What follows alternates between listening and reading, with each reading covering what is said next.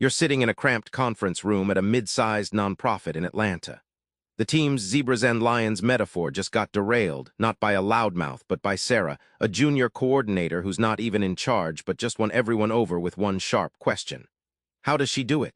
Leadership without authority feels like a magic trick, but Scroggins says it's anything but. What if your influence doesn't need a title? Let's unpack that. Everyone thinks leadership means sitting at the head of the table. But what if that's the weirdest part, that we buy this myth like it's gospel? Sarah, that junior coordinator, didn't bark orders.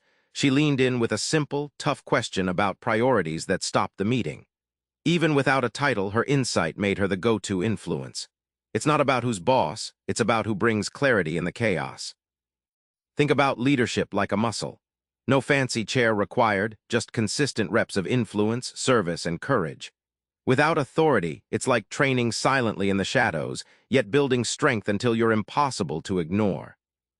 When official power slips away, sometimes your real leadership starts. That shift reveals who can truly lead, because influence isn't handed down, it's earned and sparked in unexpected ways. Here's the kicker. Before you lead anyone else, you've got to be your own CEO. Clay tells a story about a guy named Mike that shatters your usual wait for permission mindset. Mike worked in a cubicle farm in Dallas, stuck in the not-my-job zone.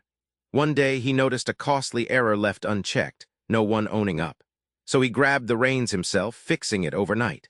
Suddenly, Mike wasn't just an employee, he was the problem solver everyone depended on. Clay compares self-leadership to piloting your own plane through turbulence.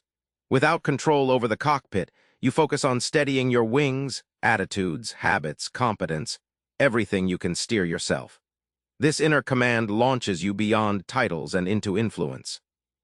Choosing positivity when you're low on authority is like flipping a light switch in a dark room. It lifts others and makes you magnetic. Mike's positive energy changed the department vibe. People started asking his opinion, handing him informal leadership naturally. Ever felt stuck nodding along to a boss's bad idea? Clay's not about conformity. He calls out a bold move called challenging up that can flip the power script. Clay tells the story of Janice, who risked her job by tactfully pointing out flaws in her director's plan for launching a new product. Not confrontation, but well-timed questions that sparked deeper thinking. Rather than pushing her out, the director adopted her suggestions, and sales soared. Think of challenging up like a tennis match. Done right, it's a fluid back and forth. If you slam the ball disrespectfully, you lose the game. But volley with clarity and grace, and you build momentum and real connection with those above you. When you challenge up, authority doesn't feel threatened. It becomes a partnership. You get to influence decisions, gain trust, and shift from follower to indispensable collaborator, regardless of your rank. Remember Sarah from Atlanta? She leads without a title because she's crystal clear, self-led, and brave enough to challenge up. So here's your action. Next time you're in a meeting, ask one sharp, clarifying question that no one else is brave enough to ask. Watch how your influence expands, even when you're not in charge. Subscribe for more book summaries like this one.